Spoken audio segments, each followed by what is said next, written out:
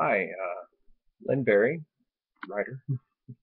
Um, I just, I've had some people talk to me a little bit in brief about a recent blog post, and I thought I would just say a few words more about it. Um, the blog post was called "I Didn't Want to Kill Her" because it dealt with me writing about the death of the villain in the most recent book that I finished writing. And I just wanted to kind of revisit this and give myself an excuse to do a video. But I didn't want to kill her, kind of spoke in some general terms about how killing in characters is important to a writer, and how it can touch a writer emotionally. And I spoke in that blog post a little bit about that. I'll include the link, of course. Um, but I wanted to talk again about this because it matters because the characters are a part of writers and they're a part of the readers who read the story. For a writer, uh, for writers like myself, we take characters, we take pieces of them from other characters or from people we know. We take all these inspiring things that have mattered to us before we even start writing, and because those things matter, if we can create a vibrant, unique character out of them, then they matter more to us too. And that emotion kind of gets transferred over to the reader a little bit because as a reader reads a story, they invest themselves more into it. I mean, probably the biggest case recently has been, I mean, I know this is a book as well as being a TV show, but it's the Game of Thrones Red Wedding. If you have any idea what that is, you know how angry people get about it because so many characters die and it's out of nowhere and you don't expect it, and it's done with a great deal of emotion as well. So it because there's emotion on the page, there's emotion with the readership too, and that's important as well.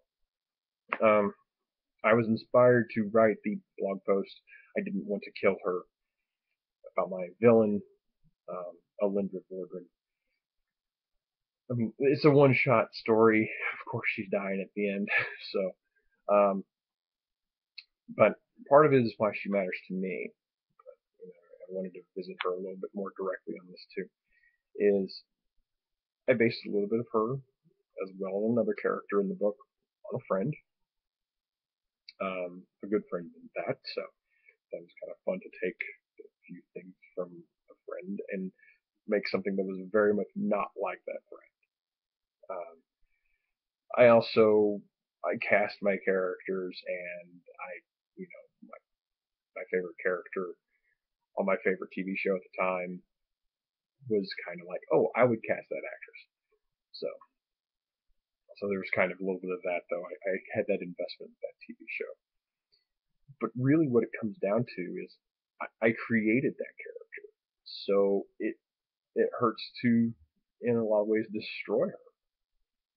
And I think that's just an important thing to visit. That if I can feel that emotionally about a character, about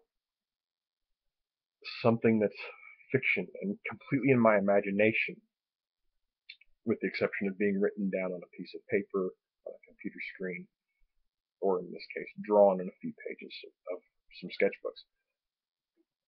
If it can hurt that much with something imaginary, and I can actually present that to readers, then